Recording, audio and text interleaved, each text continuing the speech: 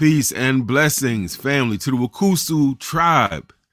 In the building is Brother Agyei Tyehimba. I'm representing Harlem Liberation School and WUCUSU Empowerment channel. And, family, this channel is all about, please forget, if you hear any ambient noise, please understand that we are in Harlem and we're on the first floor, so it is what it is. This channel is specifically dedicated to helping our people, and honestly, anybody who stumbles into the channel can look at what we do, whatever. It's to really help us grapple with the topics of healing, to deal with self-development, to deal with becoming our highest and true selves, right? And because the political movements and organizations are made up of what? Individuals. So if we want better movements and organizations, it kind of follows that we do the micro work, the work on individuals being more secure, not fearful, right? Focused, confident. It would help. So that's what we're about. Having said that, I do want to also say this quickly, then we're going to begin. If you look at this huge QR code on your screen, family, and you scan it with your phone, this will get you to the registration form for my upcoming, I guess I would say, my monthly leadership development workshops. I'm doing them every month, the last Thursday of every month, 6:30 to 7:30 Eastern. Only $10. You also get a free ebook that summarizes everything we've gone through in that workshop, so you have something to take with you after the workshop. But this is my attempt to get through the rhetoric and all the debates and all the foolish, frivolous stuff we're dealing with. We're in a repressive environment, and we have to now get down to some hardcore community organizing skills. How do we prioritize tasks? How do we separate the most important from the stuff that's least important so we know where to dedicate our resource? How do we determine the character of the people in the organization? How do we vet people for our organization? All of these things we're going to talk about. So I'll put it up periodically. Make sure also you can see it in the description section of the video. You can click the link and you can register that way. All the instructions will come up on that Google form when you see it. All right, family, let me get this out the way and let's talk about the main thing we're here to talk about. And I want to say this at the onset. Understanding that some may see this live, some may see this recorded. So I want to say this at the outset because we live in a world where I think this is necessary, and that is this. This conversation that we're about to have today is going to include discussions of trauma, loss, and healing. And our guest and I, because of the way our show is built, we're going to try to focus mostly on the healing, the restorative part. But do understand that some parts of this discussion may be difficult for certain people, and it may trigger certain people. So I want to encourage you to listen at your own pace. If you have to take breaks, please do so. And always prioritize your well-being, family, no matter what discussion we're having. Prioritize your well-being while you're engaging with this discussion or with any discussion. With that said, I'm going to start now with our sister. Sister Amethyst is a Zen Buddhist naturalist and a self-healing advocate. And she has transformed profound personal loss and trauma into wisdom and resilience. Kind of the story of our people, if you think about it. She's a survivor of serious abuse, illness, and grief. But what I like about Sister Amethyst is that she shares her story and her insights, not to glorify or sensationalize the tragedy and pain, not to kind of just languish in victimhood, but to empower other people to think about beginning their own journey of self-transformation and healing, right, towards inner peace and self-knowledge. So with that said, I want to bring our sister on. Sister Amethyst, how are you doing, my sister? I'm fine. Very good. Good to see you. I want to thank you in advance and thank you again for sharing your time and thoughts. It's very easy to talk about all our victories and triumphs, right, in life. That's easy. But when we have to now talk about those sometimes uncomfortable issues that we went through, pain, loss, that takes a lot of courage. And so I do want to say thank you for that. I know that may not always be easy for you to do, But the fact that you're doing it says a lot about your character, that you are willing to not be so self-conscious that you can't use your life as a kind of a teaching moment for people who may be going through similar things. So let me just say at the outset, a big, huge, sincere thank you for that. Well, you're welcome. Thank you. Thank you for allowing me to share my story and just to try to help others as much as I can. 'Cause that's basically the only reason I do this is to help others because I did Yes, get that help. So, and I don't ever want anybody to feel like I ever felt. that's So, excellent. okay. All right. So, All right. hi, everybody. I'm Amethyst Tiger Goddess. Now, I got to tell you about an interesting story.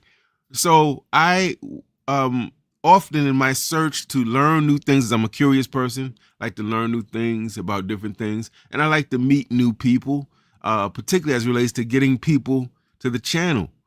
So I'm just doing my normal thing every day. I take some time and I just look for different things, and I came across I even forget what it was. It's a beautiful, poignant quote that you must have posted. I was like, wow, that's deep. I like that, and I shared it.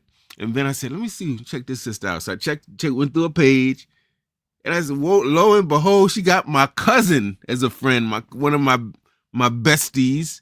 She's kind of like the sister that I never had, Sister Lona Love.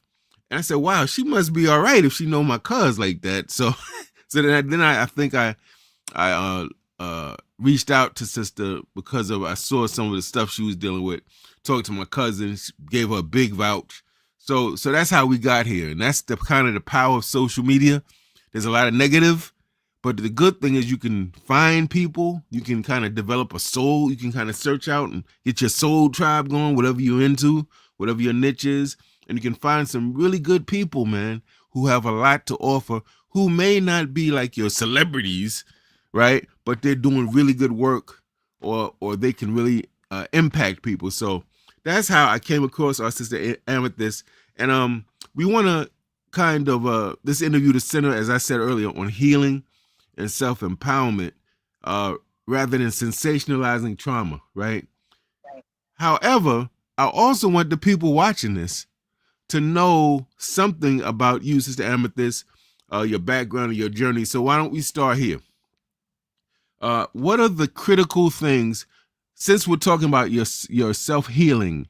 Uh, what are the critical things, the things that you had to heal from, that you want people to know right from the jump? Uh, abuse, physical, verbal, um, sexual assault, um, molestation, rape. I've had breast cancer twice. Um, I've had my second husband tried to have me killed for insurance money. Mm, My first husband, I had to shoot him because he tried to rape me. mm. And I have 5 children, and within 3 years, 4 of them passed. And that was during the COVID thing. Wow. Yeah. I'm somewhat speechless. I don't, I don't really know. I'm sorry. I Oh, don't really. and I've been kidnapped. I've been kidnapped due to a girlfriend's drug debt. Wow. Yeah. That is overwhelming. That is really well. We're going to get into some of it.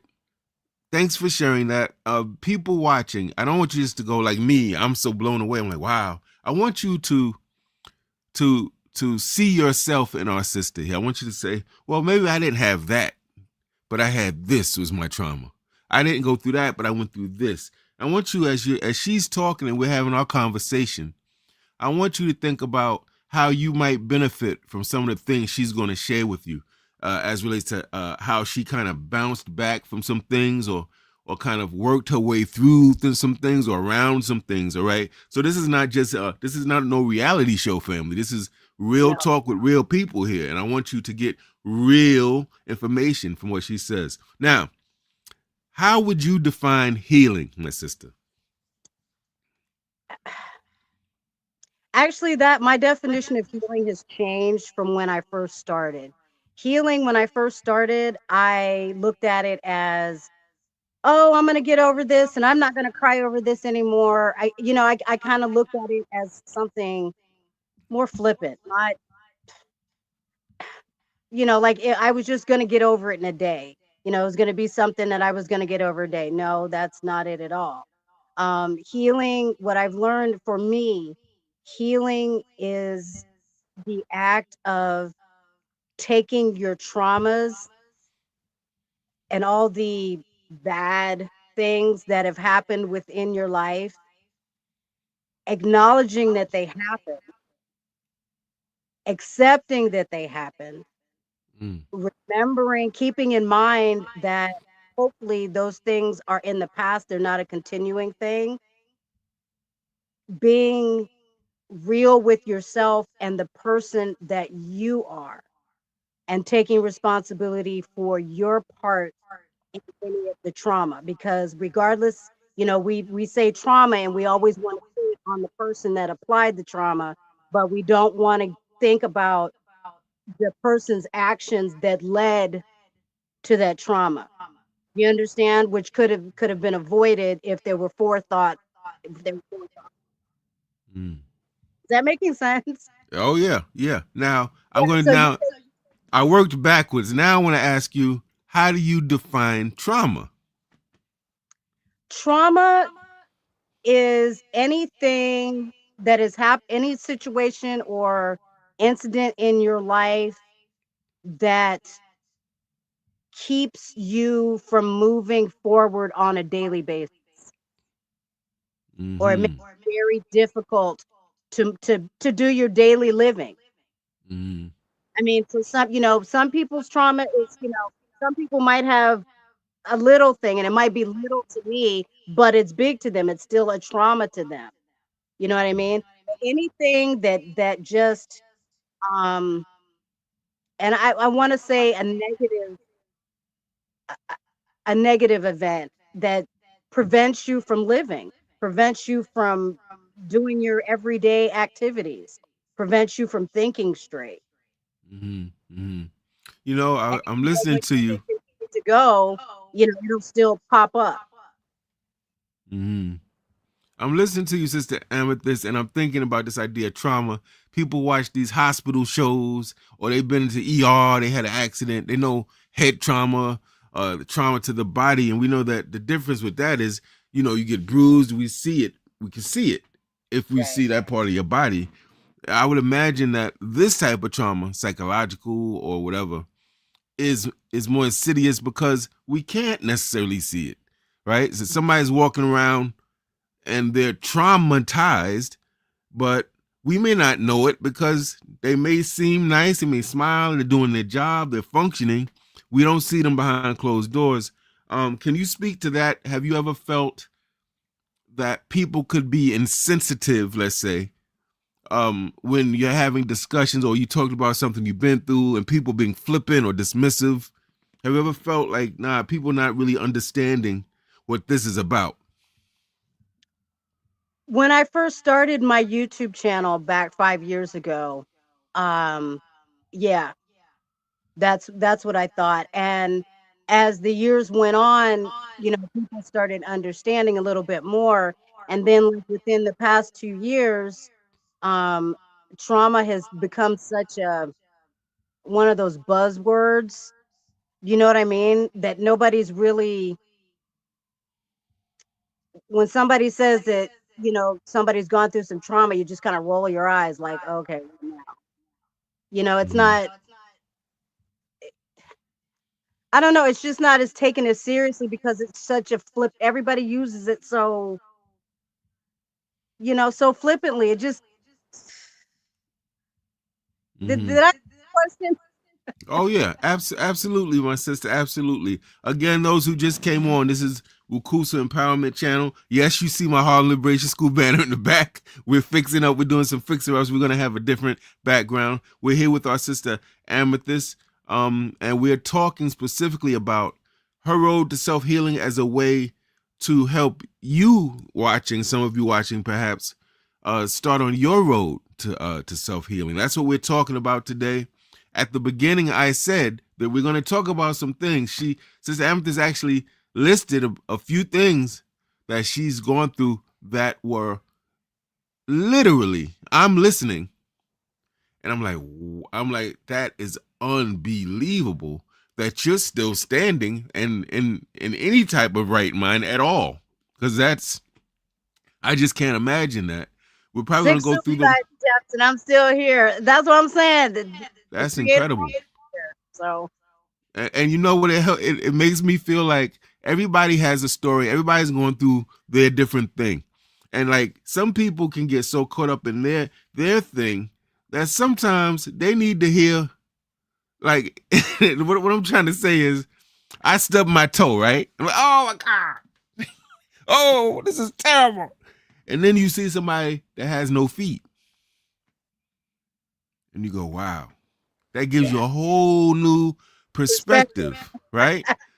So it's these type of conversations are important to help people understand you have a trauma, you going through some things. And not to say anyone's is where I don't do the trauma Olympics, who's more, I don't do that. But it's important, I think, for people to know, wow, there's other people in this world that may have gone through a little bit more than me, and they're still standing. And that's inspiring, I would think, right? Yeah. And by the way, we got people chiming in, my sister. They are chiming in. We got my lovely queen is in the building. She's like, that's right. She's adding on to the conversation. The queen bee, Brenda. We have sister, this sister here, Sister Africa. She calls herself the traumatized traumatologist. So she's actually a healer and a social worker that has Hey. her own 12-step program to healing. She's very interesting sister, coming out with a book soon too. Um, so the queen is chiming into the conversation. Sister Africa's chiming in, and I think we got I think that is my lovely, brilliant, talented Cuzzo in the building as well, right? She adds on about, I think, talking about trauma that is trending, and there's a bypass to it, or it's a trending solution. And she says peace and love. Hey, Cuz, love you. Thanks for stopping through. Now, let me ask you this, Sister Amethyst. Many people live for years in what we might call coping mode, right? So I'm curious to know, how do you recognize that healing, not just enduring or coping with the trauma, was necessary? What did you come to a point where you said, okay, I've been just coping with this, I've been surviving, but now I need to heal? Did that ever happen to you? And Oh what did yeah. that look like? Yeah. When I turned, actually, it was the death of my last son, of my middle son, and I knew it was time to heal. I had been, I had been masking all my life, and I got tired of it. I just got tired of it. I got tired of being misunderstood, and I got tired of feeling bad. I got tired of crying. I just got tired. I just got tired. And, attempting suicide wasn't doing it, because every time I attempted, creator would bring me back. So it's Mm. like, this ain't working. So let's try to work this out. And after I dealt with the loss of my son, my middle son, um I don't know. I just know I was just really heavy. Mm. It was just like I was just really I physically felt heavier. I just had a bunch of stuff. And I said, I can't do this anymore. And then that's when I signed up for therapy and got a therapist, and actually started seeing somebody professionally. I mean, because I had been doing great all by myself, all those years. But now it was just to a point where um I was just at a crossroads, basically. I Mm. was just at a crossroads, and the difference between getting through it, or I think you asked the difference between getting through it and being healed from it, is when I, and this is another thing I wrote down, when I know that I am healed from a situation, when I can go back and talk about it to my therapist or my psychiatrist or anybody and not have any emotion behind it, not Mm. have any tears, my voice not, go up and down. There's no physical reaction to it. That's when I know that I have healed from it. Mm. That's very interesting. And those you watching, please pay attention not only to what Sister Amethyst is saying, but we have some very interesting comments coming up from our viewership as well. Now, Okay, for can I those say who, one thing real yes, quick? please, go ahead. I want to apologize.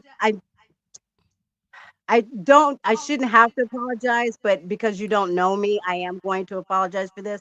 I have ADHD, so it's hard for me to, so you got to, if I need to be kept on track, just throw me a line and I'll come back in, okay? No problem, no problem. It's all good.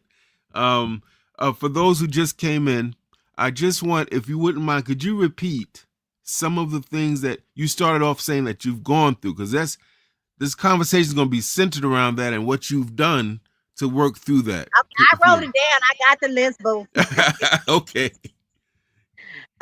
Okay, well, I think I already said about um I was kidnapped by some drug dealers because of a ex-girlfriend's drug debt. So I was kidnapped and raped for 4 days. I had 6 suicide attempts that the creator has pushed me through each of them. I've had breast cancer twice. I had 4 out of my 5 children transition in a 3-year period, and most of that was over the time of COVID. Um, my first husband, I had to shoot my first husband. I didn't Mm. kill him. I had to shoot my first husband because he tried to rape me after our divorce. My second husband, he and his girlfriend tried to have me killed for drug money, for insurance money. Um, Mm. what else? I just shit just goes on. Yeah, that's real right there. Doesn't get too much realer than that, and yet you can sit here and you can almost kind of laugh. That's amazing to me. Like, wow. You know, one of the things, and I learned that because as a child, I've always laughed when I got nervous or got scared, and I've laughed. So that's just something that it's a coping mechanism. Listen, his sister Africa. She says, "Damn." You see the comment, and she says, "Look, and still you rise," and that's what's up. That's what's Yeah. up. Now, let me ask you this: do you ever get signs from your body, your mind, your spirit that says, or when you were going through these things that said, "Get help. It's time to heal." What, and if so, what were some of those signs? I'm just curious. No. No, I Okay. just got tired of it. I just got tired of the feeling. Mm-hmm. And that and Mm-hmm. that thing about having ADHD, which I absolutely love, because it's not a deficit or a disorder to me. Um, but I like the fact that I can't stay depressed and I can't stay low more than 3 days. Mm. Even when I got in those moods, in 3 days, I'd pick myself up and keep going. So see, I didn't feel like I needed to, like I said, it wasn't till I got to the point where mentally and physically my body was just like, "Okay, you've had enough. Stop." Oh Mm. yeah, and I have multiple personality disorder. Okay. You got a lot going on. And I don't Now, see it as a disorder. It's a blessing to me. explain that if you don't mind. Multiple personality disorder, or DID, is when a child goes in the developmental years between um, 1 and 4. They say 3, but I want to take it to 4, where the child's personality is starting to develop, and there's trauma that the child is unable to deal with because they're a child. They don't know Mm. how to deal. So, um, where other people have one personality, mine broke off into individual personalities to protect certain parts of me. Mm. So now I don't pretend to know everything, my sister. I'm very clear. When I don't know something, you ask anybody, I do that. I don't know. It's very liberating. I don't know. So I have always seen this raised in movies. And of course, in a movie, it's very sensationalized and stuff like that. But, and I assume it's nothing like the way it's pictured in movies. But that's interesting. So this tends to start from a child that's traumatized and doesn't know how to cope with that. And this is a natural thing that comes out of That's what the being brain, traumatized. yeah, when the brain is developing into making its own personality, it just splits off. Wow. So so help me out. So what happens is if I'm a child, I'm feeling threatened in whatever way, or I'm being persecuted or abused in whatever way. This is the brain's way of trying to help protect the child.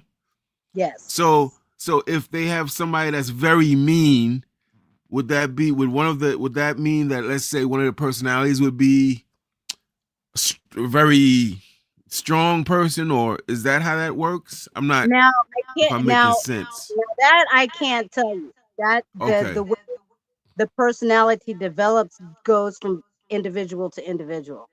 Wow.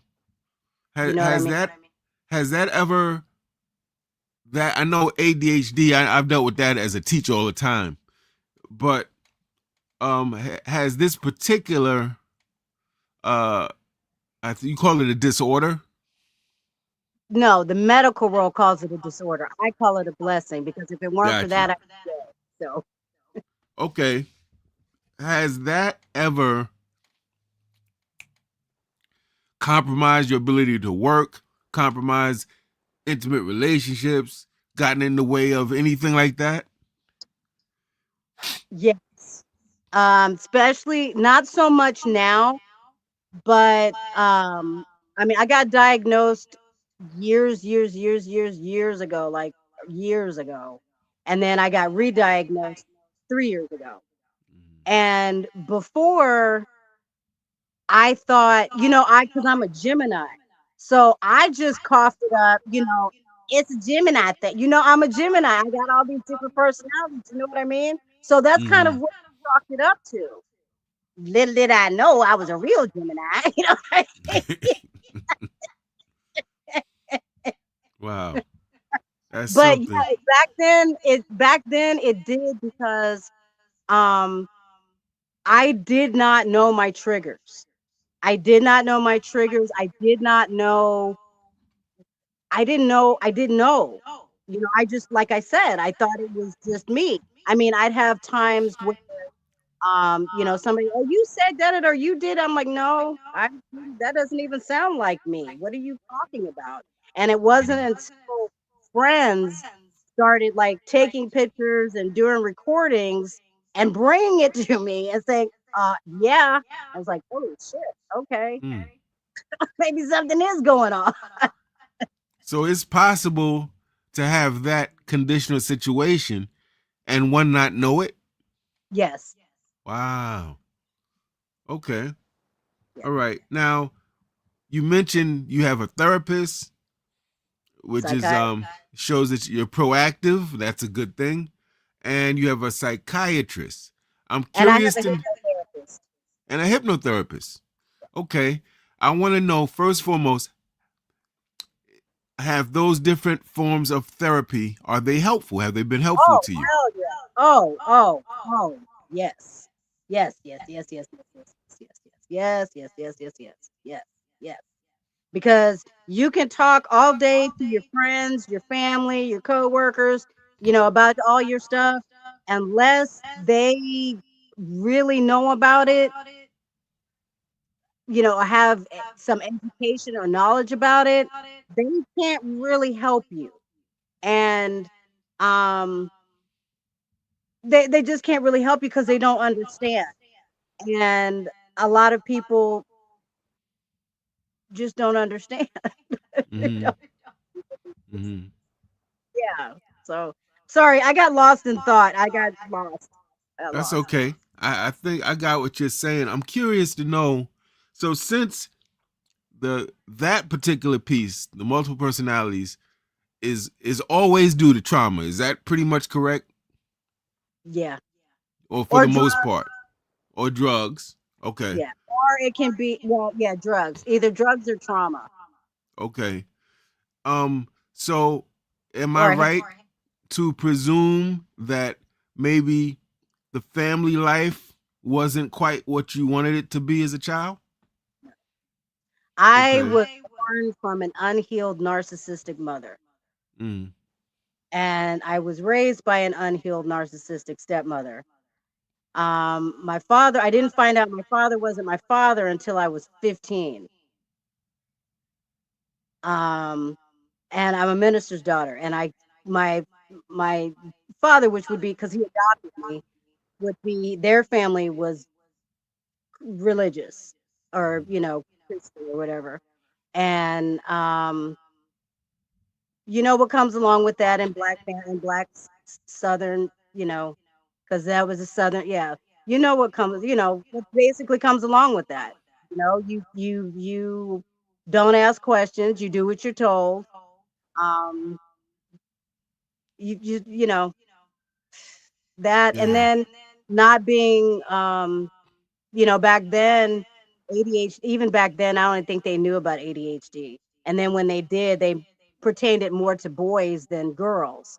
And so I was ADHD. I mean, because of the fetal abuse that I got.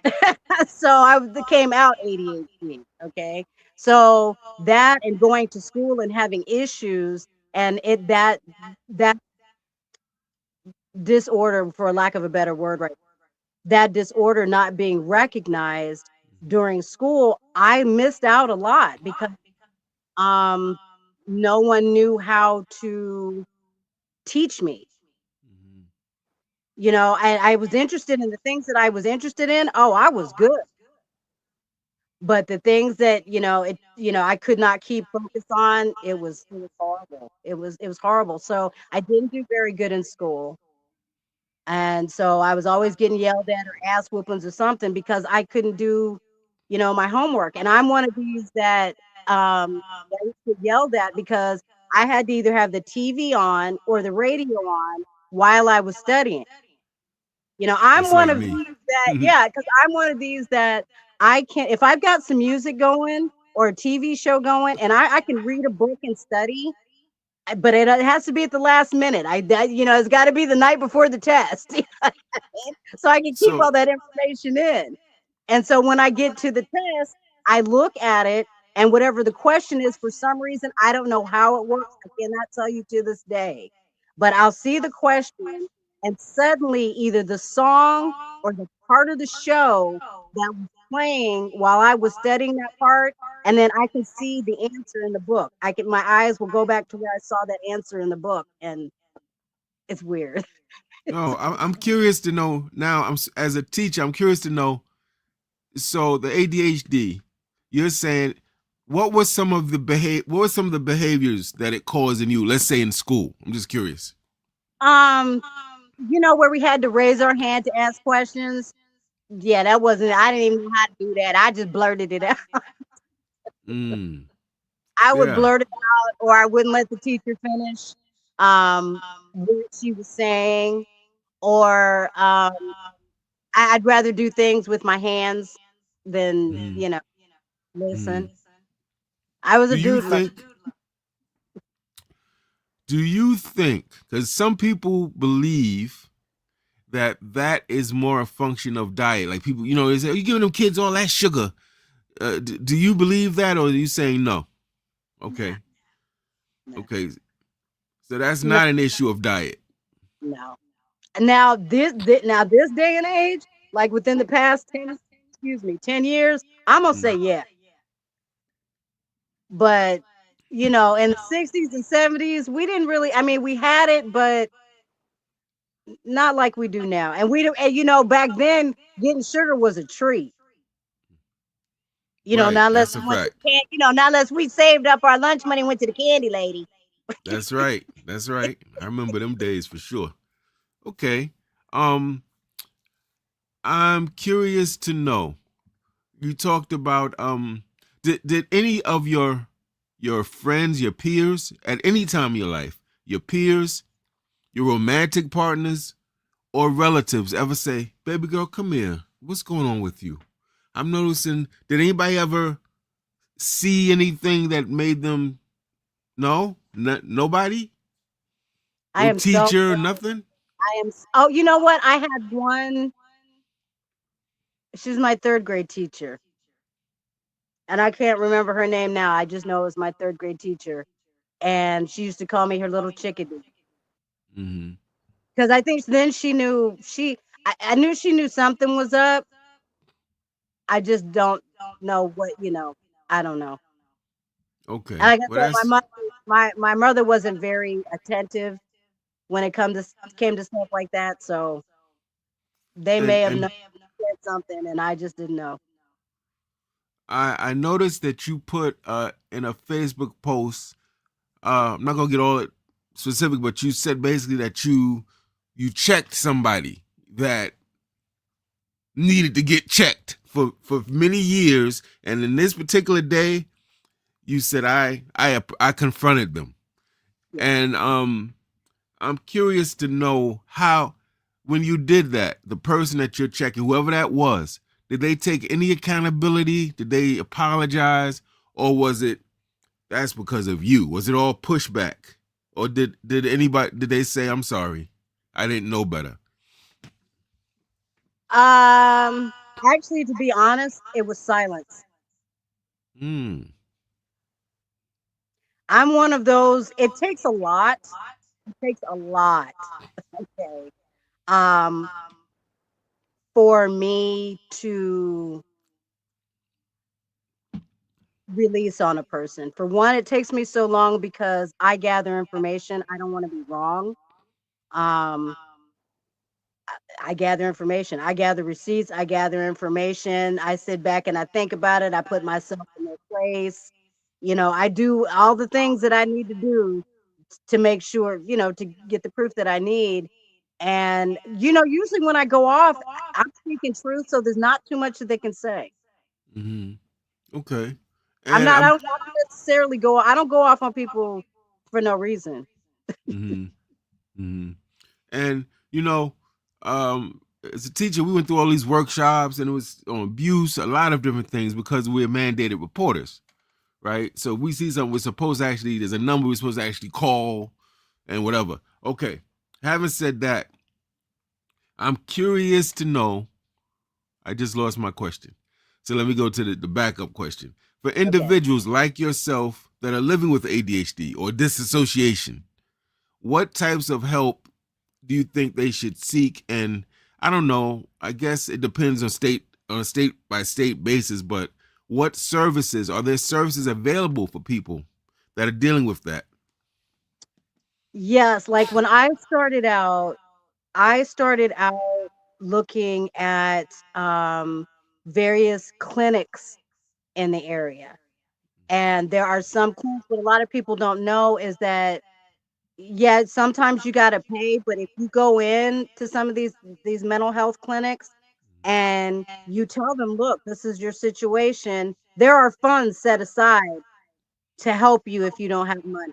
You know what I mean? And these days, you can get therapy for free. You can go online and get free for close cost. The cost is cheaper Mm, online when okay. you do video chatting or you video, you do your video.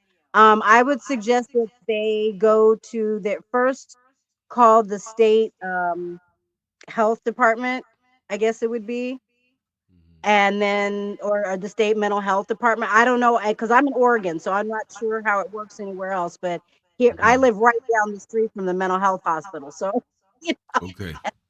I've been in the mental health game for over 30 years, so I know Mhm. people. But um, like I said, you can go online. There's a multitude of apps that can help. Mm. Um, look into your health care plan first. That's what I would do first before I'd go to any of the free ones. See what your health plan covers as far as mental health. Mhm. Now, something that I find interesting is in your bio, we're talking about you're a Zen Buddhist. So I'm very interested. I've always been interested in Buddhism since I was way back in undergrad. Um, their approach to life, how they process, and how they give answers to things like suffering, of how we can avoid suffering. Don't be attached, don't grasp. I just like a lot of where it's coming from.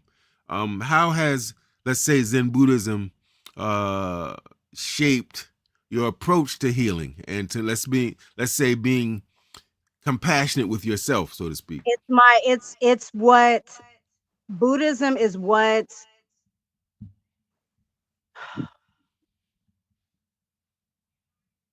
Buddhism is the comfy blanket in this whole healing journey, if that makes sense. Because my spiritual grounding is Buddhism, and when I'm having a hard time in my healing process, I always fall back on my Buddhism and my Buddhist beliefs, and bring myself back to calm, because I used to ask myself and the creator all the time, why am I going through all this? What have I done? What did I do in I must have been a tyrant in previous lives for you to be taking me through all this stuff, paying for this karmic debt is just ridiculous. And I sat myself down. I used to ask myself all that time, and then I sat down and I quieted myself, and I realized that I want to help people. I'm a healer, and I want to help people, and I want to help people heal. Well, how can I do that? I haven't experienced these things myself. That's like going to, it's like going to, you're an alcoholic and you're trying to stop drinking, and you're going to Alcoholics Anonymous, meeting, and the leader doesn't drink and never drank.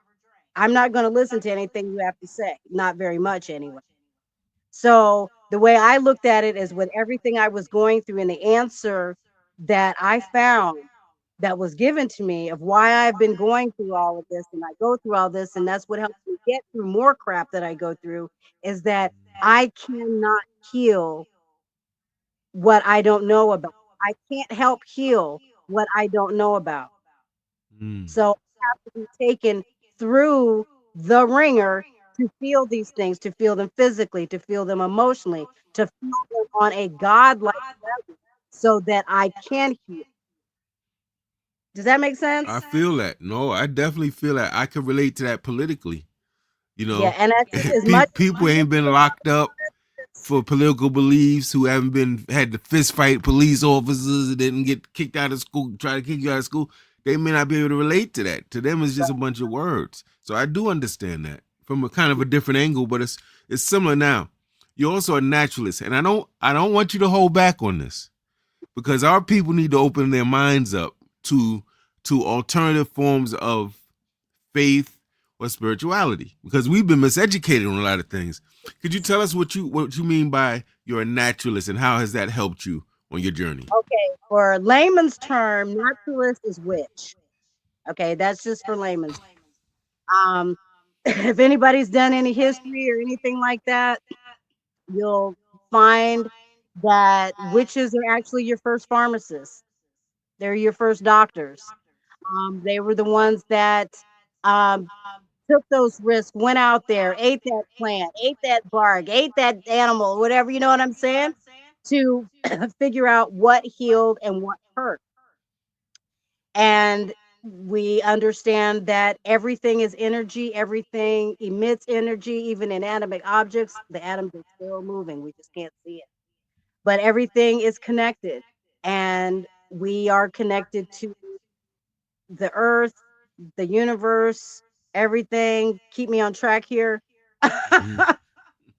Keep me on Yes, we're track. talking about because, and I ask you this very pointedly, Sister Amethyst, because I had a unique experience with spirituality. I've been exposed to a lot of people, different beliefs, and I also am critical of what we might call Eurocentric notions of everything. So I've kind of gone and checked a lot of things.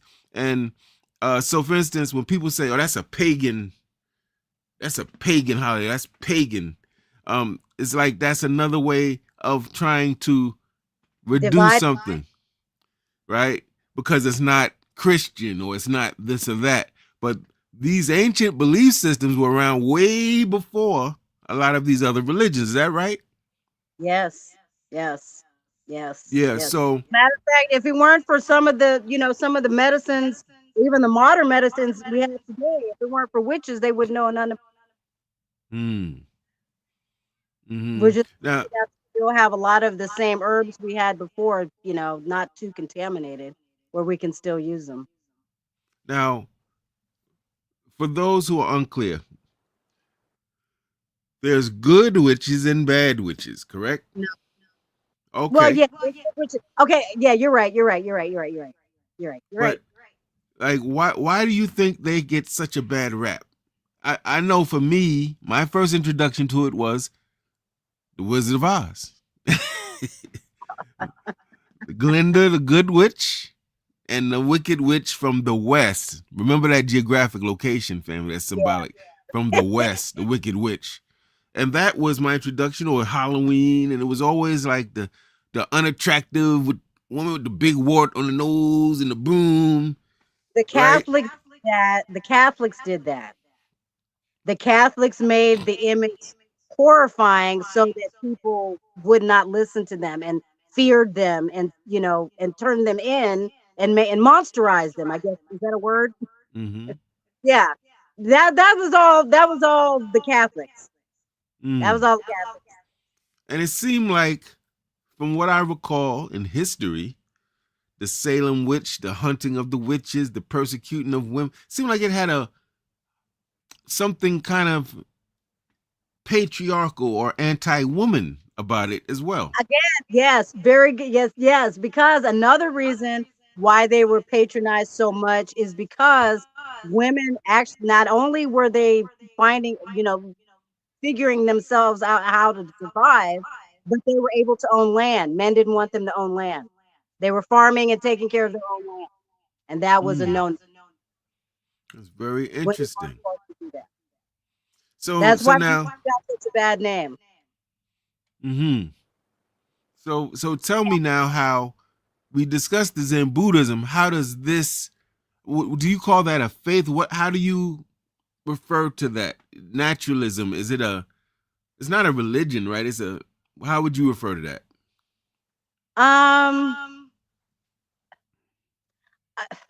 I'm eclectic as far as my beliefs are concerned, because there's a little truth out of each, all of them, because there's a main thing that everybody keeps missing. But um, what was the question again? I'm sorry. Like, so do you classify that as a religion, or excuse me, a faith? It's a way of life. Way of life. Okay, cool. All right. So, how has this particular way of life, Sister Amethyst, helped you deal with your healing, and you're also a healer. So, how has it helped you for yourself and help other people being a naturalist? Because now I've learned I depend on myself more. I depend on my own power more. I depend on the blood of my ancestors that run through me, the knowledge that they have, the knowledge that they had, the knowledge that's given to me on a daily from them. Um, I'm able, instead of crying about a situation or about a traumatic event, I will, what Christians say, pray on it. I will meditate on it until I hear, or I hear the creator talking to me, or myself talking to me, because I got others in there. So um or me talking to me, Mm, okay. or So, I go ground, or I do something outside. I Instead of doing like, before, and another thing that I left out, I was a And nobody, I'm not too many people knew this. I was a crack addict for 12 years. Wow. 12 years? 12 years. And you know what? And it wasn't until I got into therapy that I understood why I did it. Yeah, it was trauma based, but it was more because of the ADHD. Hmm. Because it was a stimulant, and the ADHD, when I was taking the crack, it made me where it would make everybody else high, it would make me baseline. I would be normal. Hmm. Okay. So it was street riddling.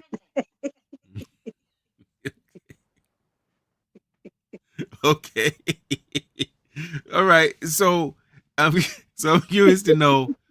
So how did your naturalist beliefs and practices, how does that help you, and how does that empower you to help other people? Would you say?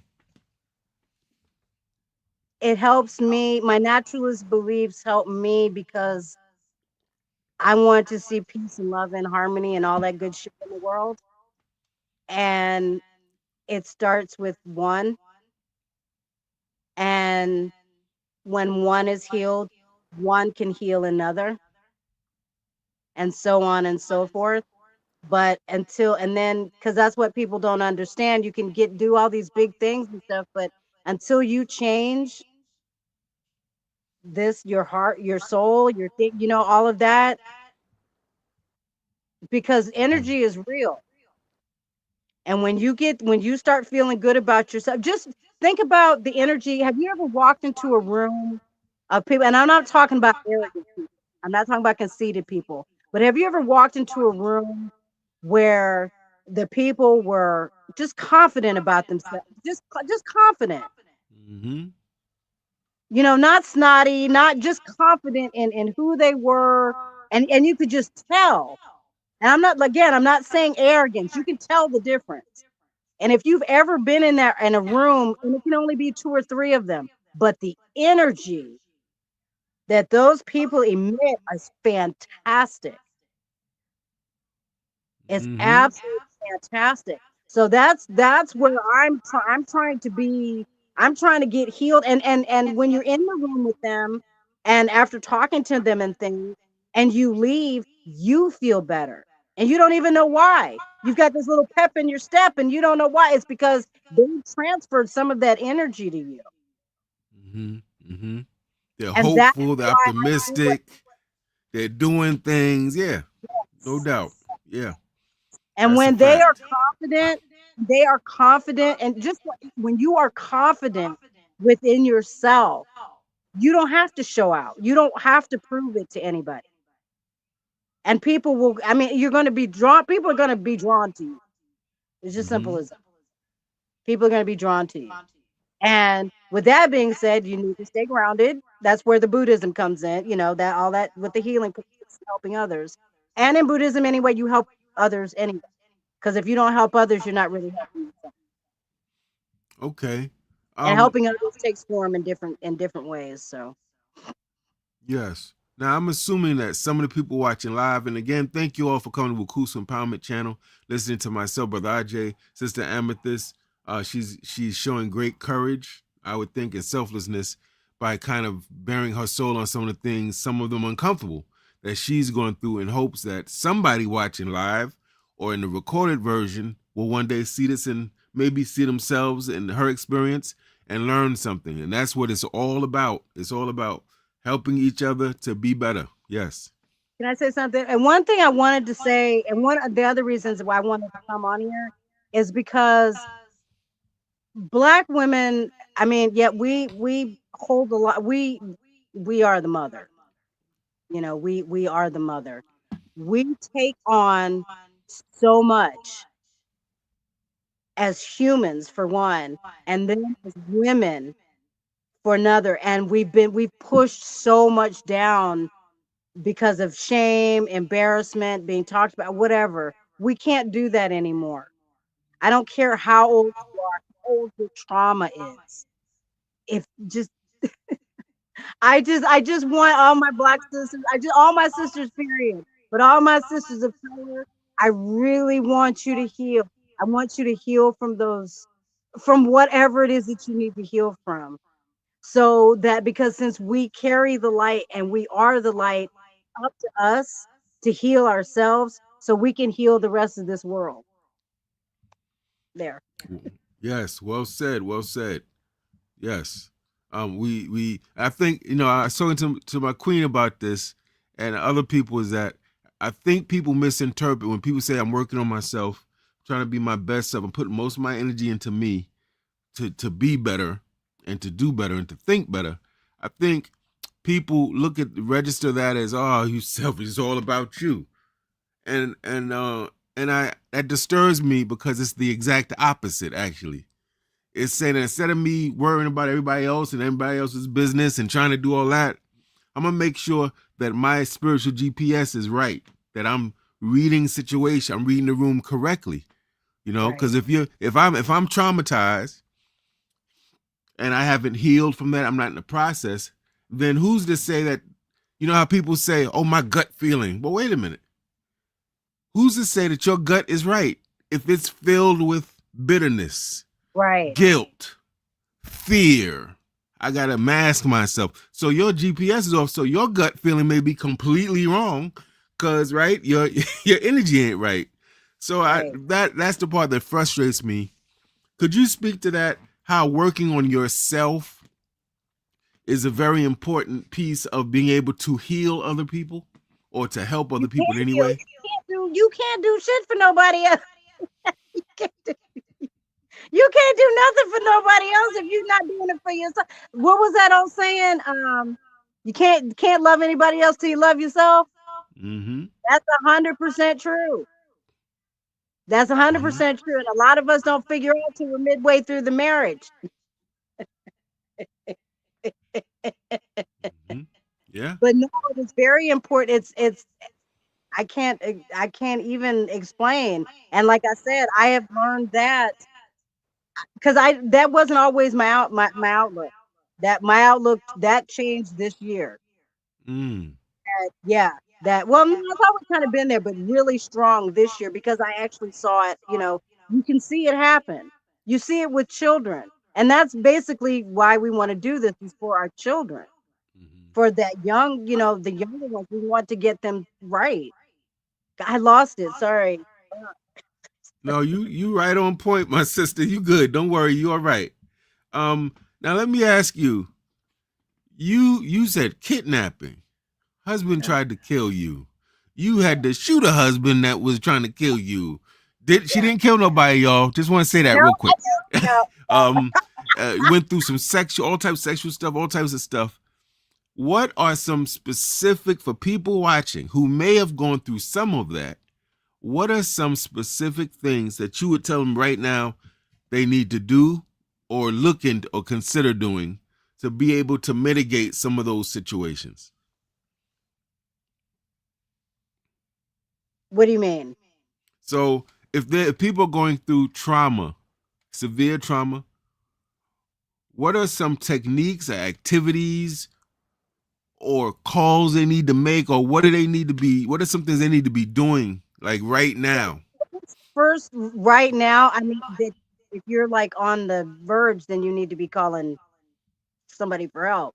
Um, First off, I would, if you can, and I know it was difficult for me because of the ADHD, but I finally forced myself to do it, is to write it down. If you don't have anybody to listen to you, either write it down or record, get your little, a matter of fact, I've got one right here. I got one right here. It's a little mini recorder Ah, mm-hmm, that I use that I just talk into. mm-hmm, I talk into, I get all my everything that I feel is wrong with me, my crying, everything out. That way too, when you do go see somebody in person, you have some kind of remembrance or something to refer back to, get all discombobulated about some stuff. Um, but first I would write it down. Write out your feelings. Write out your concerns. Write out how. Then, if at all possible, at all possible, at all possible, at all possible, go out. Go hug a tree. And I'm not saying this to be joking. I'm not this isn't a joke, okay? This isn't a joke. This is real. Go outside, hug a tree, take your shoes off. I don't care how fucking cold, sorry my language. I don't care how cold it is, how hot it is, or whatever. Put your feet in some water, put your feet in some dirt. Mhm. Get and make sure you have some copper on, and then cry and do anything you need to do at that point. Do it out in nature. Give it to the creator. And that'll clear you up to be able to get on the phone and make the phone calls you need to. Because you can just going online, all you have to do is search therapist, online therapy. Mhm. But And like I said, I would suggest you go through your health provider first. mhm. And I assume if it's a physical emergency, you would Oh, say you call call the police or call your 911. uncle or somebody. Right? No, don't 911. call nobody. No, don't call nobody. Call 911. Got you. Don't call no fucking family member. Don't call nobody. Mm, Call 911. And trust me on this one, I've done this 6 times. Okay. mm. Now, my Call- cousin, she I says called that's people real. and nobody came. Everybody died. I ended up in the hospital. Oh, you called. You had an incident. You called and nobody came to Man, help. I've attempted suicide 6 times and nobody came. Wow. So I say if it's that deep, call. Don't call family members. Don't call friends. Call 911. You know what, Sister Amethyst? As you're talking, I'm laughing some of this stuff because you're funny. You have a good sense of humor. So I'm laughing. But I'm also thinking there's people that's gonna watch this, they're laughing and they're like, oh, that sister been through some stuff. Oh my God, I don't know how to think about her. Not realizing they have family members and friends who may be going exactly through what you're going through and they have no idea. So I think part of this is also to sensitize people. Do not sleep. People can mask, people can, as we used to say, front, Front. Yeah. perpetrate a fraud. They could be smiling and all, yes, and all, and they could be suffering. So, what would you say for to make us more sensitive to the fact that we may have friends and family members that are going through real issues, but they feel ashamed. They don't want to be considered weak, crazy, or whatever we call people. What would you say? Do we need to check in on our people? What are the types of things we ask our children, our mates, our friends to check in on them to make sure they're okay? How should we handle that? Do you think? Just what you said. Call in and check in. It's not a big deal. The one thing I do want to say though is what I'd like to start seeing is families, because I don't believe in, there's no such thing as family curses. It's a bunch of Mm. unhealed folks that didn't take care of business when they were supposed to. And they let the shit keep going on generation after generation. It's like, okay, you had, say for example, my mother had me young. All right. I had my first kid at 15. All right. Now, if she would have sat down and told me and talked to me, about, okay, boys are going to do this, they're going to try this, they had that talk that TV says that everybody gets when they get out of their tweens. You know what I mean? I never got that talk. If I would have gotten that talk, I mean, a real talk, not no Snow White and that crap, then, as I got older, I may not have been so promiscuous, but I was promiscuous because I had daddy issues. But you know what I'm saying? But, Mm-hmm. Mm-hmm. and like the uncles that are touching, start calling them people out. Stop, Mm. because we went through, back in the day, uncle this, uncle that, sit on and that. You knew this mother, excuse me, you knew he was a pedophile, and nobody kept, That's everybody kept. right. And the whole time, I just like me and my cousin. My cousin, I had a cousin. He and I are the same. Would be the same age. We were being molested by my grandfather, my grandfather's brother, two older uncles, and an older cousin. Okay, and my cousin is male. We were getting molested at the age of 2.5 to 10 years old.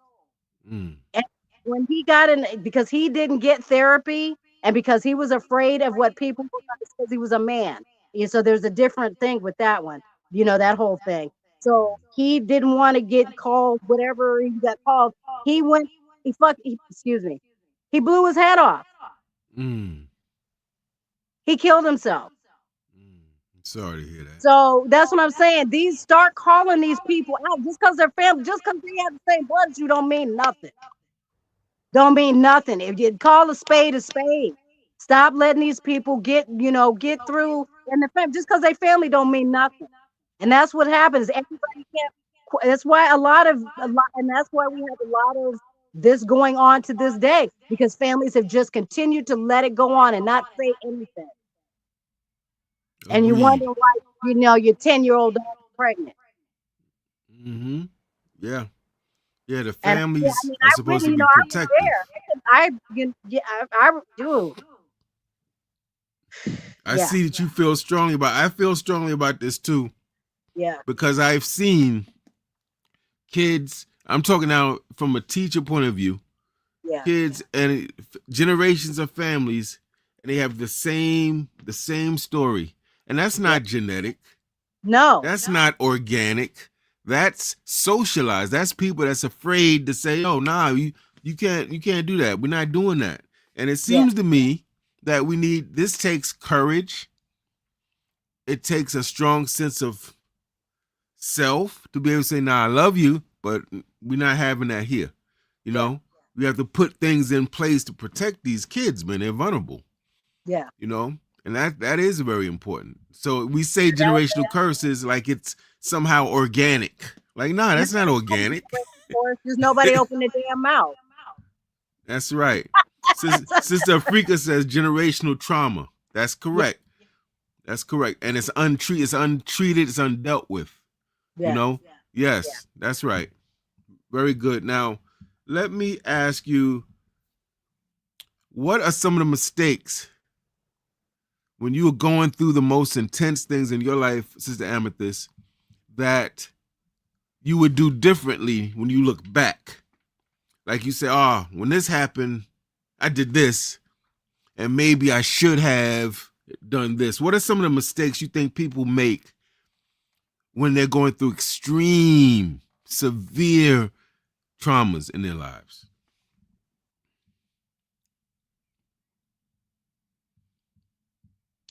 Well, for one, believing that there is no light. There's no light at the end of the tunnel. There's always a light at the end of the tunnel, even in hell. Mm. Um,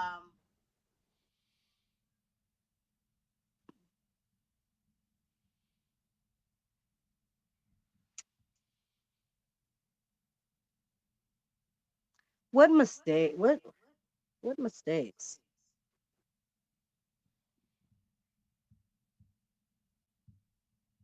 I think the only, and I don't really know if this is a mistake, but I shared too much of myself when I was going through something. I shared way too much information,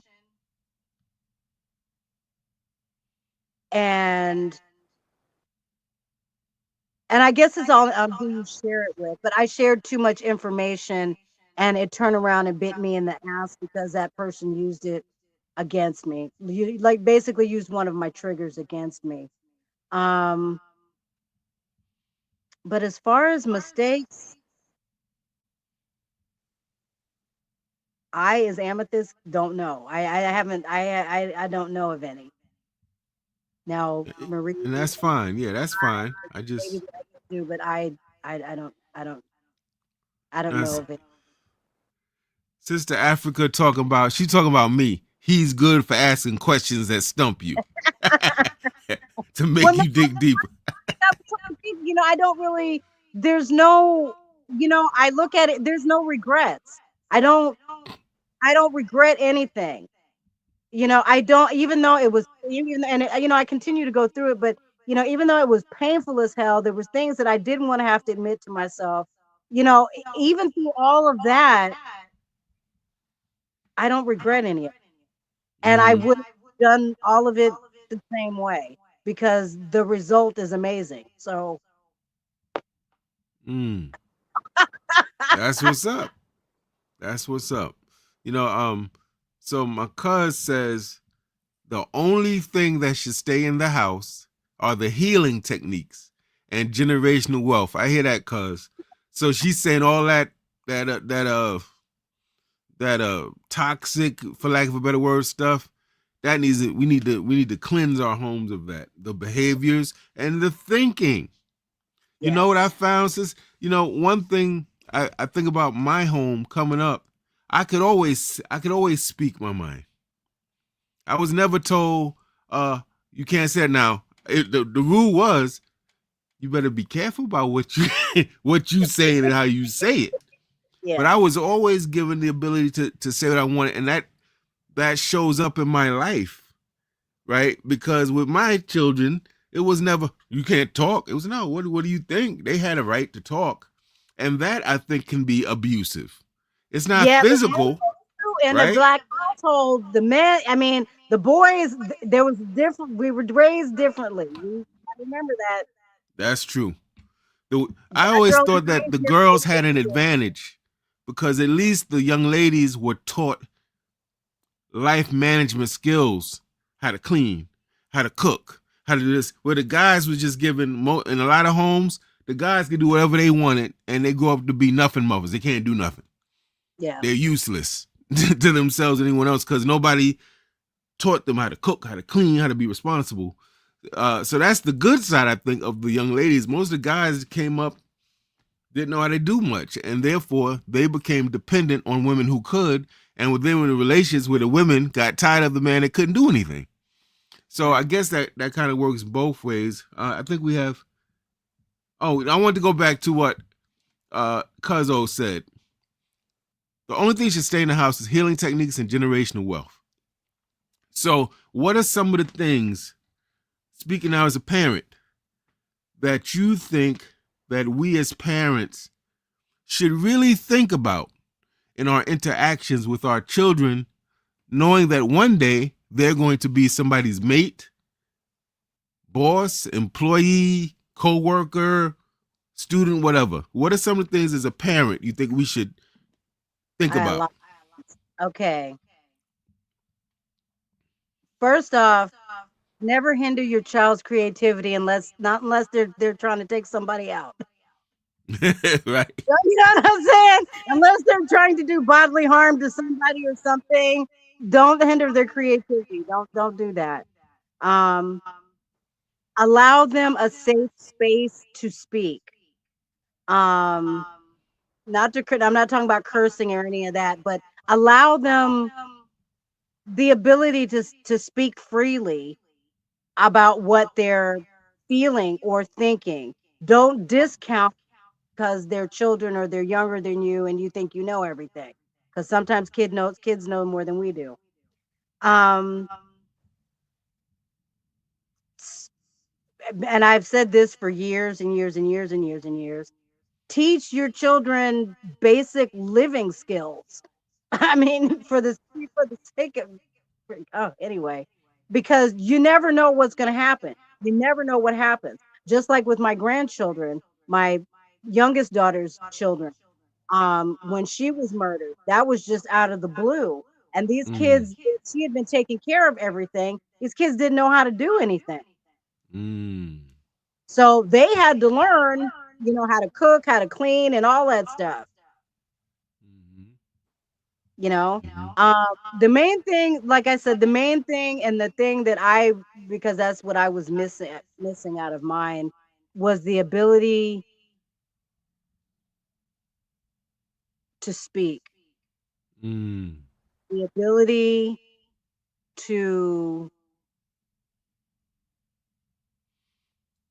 just say what we feel, to be able to feel, because again, back in the day, we weren't allowed to feel. mm, You deal with it. mhm. Deal with it. You shut your mouth, you go outside and you play.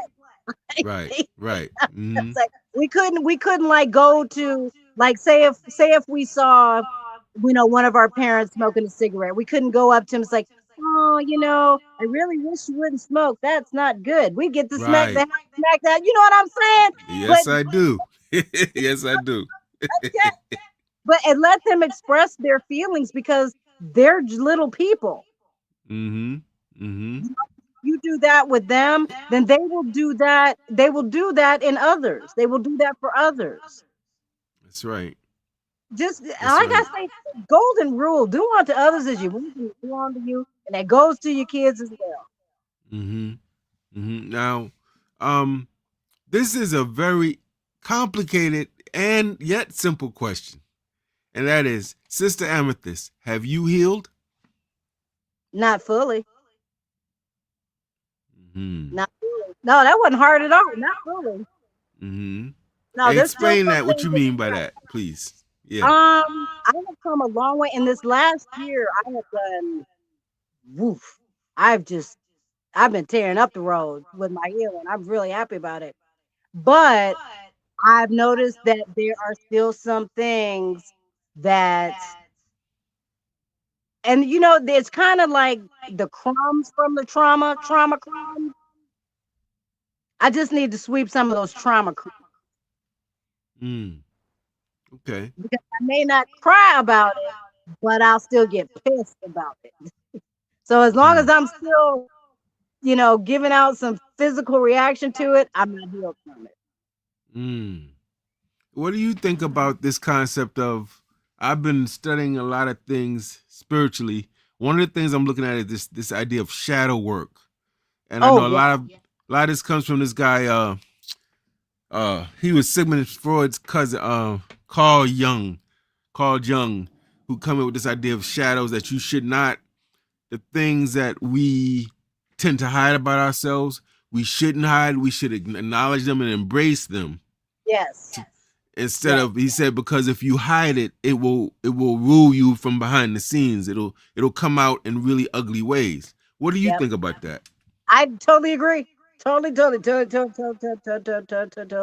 Matter of fact, a lot of my work is dark work. A lot of my work is shadow work. A lot of how I healed is shadow work. What the issue is people don't like to.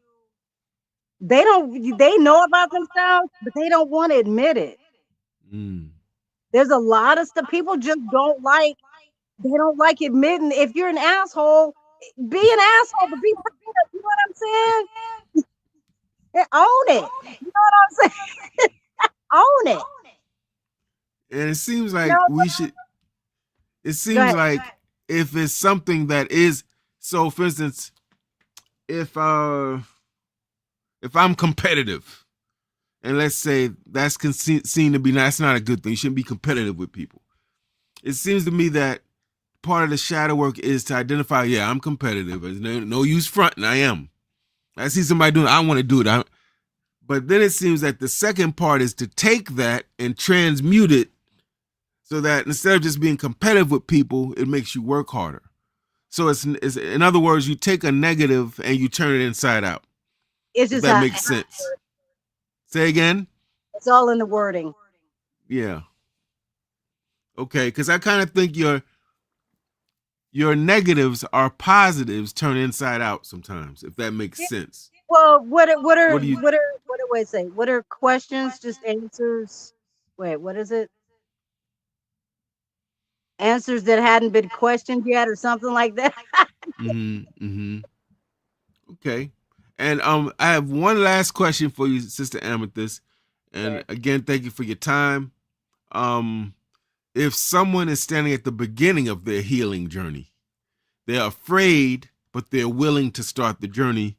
What do you think is the most important truth you want them to carry forward? What should they focus on when they're starting the healing journey, but they're afraid, but they want to start? What should they focus on, do you think?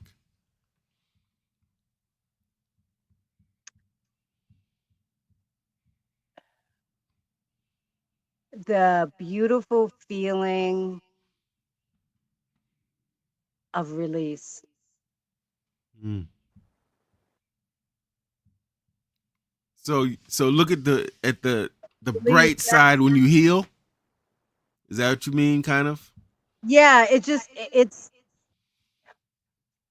if you've ever been through something and it's been eating it for years and years and years, not having that weight on you is a release. Mm-hmm. Not because it takes a toll. I mean, you think it's just mental, but it's not just mental. It's physical. It takes a physical toll on your body as well. And when just you just become healthier. You become healthier physically because you're becoming healthier mentally. Am Mm-hmm. I saying that right? I mean, it made sense to me. Okay. Yeah, because Okay. it's interesting because empowered, I'm gonna say, for lack of a better word, empowered, or we might say evolved, or we might say high vibrational people have the same issues as everybody else. But Yeah. the thinking is different. So instead of I want to start this business, oh, I'm afraid I've never done it, and they get stuck in that, they're thinking about when their business does well, right? How they'll be able to help people or get out of debt. So it's kind of like what you're saying, it sounds like, is if you're scared but you're willing, think about how your life will be better when you Right. started Okay. Yeah. healing, right? Yeah. Your relationships are better. You're not bringing baggage into, you're not thinking the negative all the time. You're happier, you're lighter, right? Right. Is that what you're Yeah. saying? That's And important. yeah, and during one thing too, during the healing process, what a lot of people need to know, because this can cause a setback because it did with me, is that um every once you really commit to start healing, there will be people in your life that are going to fall off. One, because they're, whether you want to believe it or not, and they can be right close up to you, there are people out there that will get in your backstabbers. Backstabbers. They will grin all up in your face, okay, and will turn around and not want the best for you. Mm-hmm. Yeah, yeah. It's that alignment piece, right, Sister Right. Amethyst? So You just yeah. as soon as you start showing a little healing, and when you get it, maybe part of that healing was you weren't going to take, you weren't going to let people talk to you a certain way, and this person used to talk to you this certain way, and you're not allowing that anymore. That person's pissed because you took their narcissistic food away. So you're going to lose some people. You're going to lose some family members. Mm-hmm. You may not, depends on, how your family's run. But you're gonna lose some people. And in midst of that, like I said, when I was going through mine, I didn't realize it wasn't until afterwards what I realized was going on. And it was like I looked at it, like, okay, these people really didn't have my best interest at heart. So once you start seriously healing, the creator, the universe is gonna start showing you a lot of shit that you need to be ready for, because it's going to start dropping off people. It's going to show you who's real. While you're trying to get real, it's going to show you who's real around you. Mm-hmm. At the end of it, but when you start getting close to the end of it, those are the people that you need to have with you, because those are the ones that stuck with you. You know what I'm saying? Mm-hmm. That's why I Mm-hmm. never ask anybody to pray for me. I don't ask people to pray for me because they can PREY you. Mm. Got you. Not And everybody, actually, yeah. not And everybody's got your best interest at heart. yeah, and I would think as a naturalist, you would believe that you have the power to pray for yourself. Yeah, Anyway, correct? You have a yep. direct line to the most high, correct? Yeah. And that's the other thing too. We all must remember that regardless of anything, regardless of what you practice, regardless of what your religion, regardless of what you believe, okay? If you are saying that you are part of whoever you're calling your creator, and your creator is a god, what the hell does that make you? A demigod. So you have all the utensils, you have everything that you need housed in this flesh body of flesh. Mm-hmm. It's just you got to know how to use it. Very powerful. I hope that those based on the comments that I've been getting, I've been putting them up as best I can throughout the broadcast. It's been a very stimulating and interactive sort of conversation. And we actually have, I think, because of what you were talking about in the promotions, this broadcast attracted people who are actually in the business of healing other people. So that's very interesting. Sister Africa in the building, my cousin. So that's really good. And hopefully we'll have Miss Lona Love come up here soon too to share some of her story and wisdom. You know, I'm really amazed at black women unfortunately, like black men, get a bad rap. And some of that is our ignorance as men and how we've been miseducated. But it amazes me every time I have sisters on the show. I have my queen on the show. I've had Lona on the show before, Sister Africa. It's amazing how much beauty and harmony and insight you all bring to the equation. It really is. And that's very important. I hope that the men that will hopefully watch this will understand this is not just our sisters. Just because you're on this broadcast, we don't want to paint this picture like it's just women that got issues now. There's a lot of us brothers that got issues we have to deal with. And so what I'm hoping is, what we don't do is get into this Kevin Samuels thing, like I'm a high value man and y'all got the problem. But more like, yeah, I don't support that at all. But more like we have to heal. One of my taglines is let's grow together. Let's heal together if we can. You know, it doesn't have to be a gender war thing. It's not about that. It's about we all have a lot of stuff we're dealing with, whether it's white subjugation, whether it's black self-hatred. There's a whole lot of stuff. And so I hope that people watch this, some men too. Sisters, you want to hear, share this with some brothers that need to hear some of this too, so that we can heal together. Because what we don't, yes, please. Because one of the main reasons that our black men are what they are is because, and again, we in our time and before them too, we were growing up, we were raised. Black men don't show emotion. You know what I'm saying? You get out there, you do it. Black men don't show emotion. You don't go seek help because that's a sign of weakness. So yeah, and they held on to that, and fathers too taught their sons that, and that's why we're at the point where we are now. That's why we got men killing their wives because they didn't know how to, because they're emotionally immature. Yeah, yeah. And also hyper violent, Yes, hypersexual. All that was taught, you know, and it's like some of this we gotta unlearn some of this and some, to be fair, some of that was taught because the people raising us, some of them thought that that's what would help us yeah, survive and didn't really understand, like, nah, man, that's not helping, because you raising little kids with anger issues. yeah, Or you raising boys that think they got to be the loudest rah-rah person on the block, and that's not helping us. yeah. That's really, you know, but I thank you for coming on and sharing some of your life with us, my sister. We'd I love to hope I have you wasn't back. wrong. We know you have a channel as well. You're doing social media as well, right? Actually, I stopped. Oh, okay. I deleted my channel and I stopped because this journey, this part of the healing journey requires 100%, 1,000% of my attention. So, Understood. Well, was there any last thing you want to say that maybe my questions did not pull out of you that you think is important for you to say before we go? um,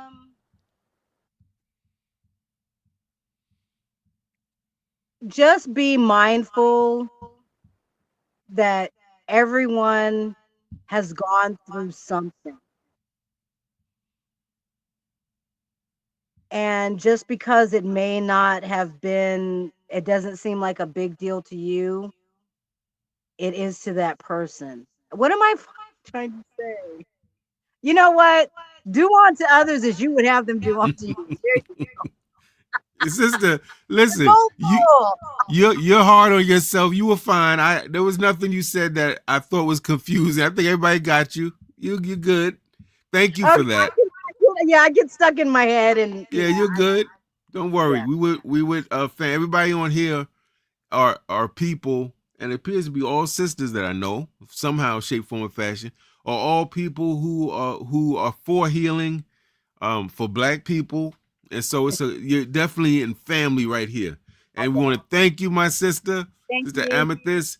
We stay in touch. I know you're in the WUCUSU Empowerment group on Facebook with us, but we want you to stay in touch. We want to maybe have you back if you're up to it, if you have the time and availability. And I would really like to get a panel to talk about the concept of healing.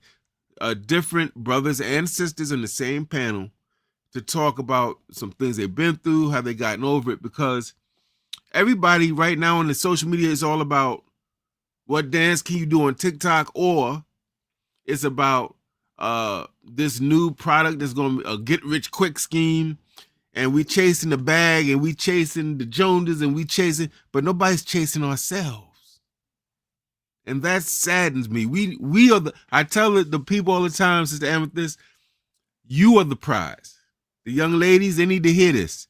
He's not the prize. The job ain't the prize. That institution ain't the prize. You are the prize.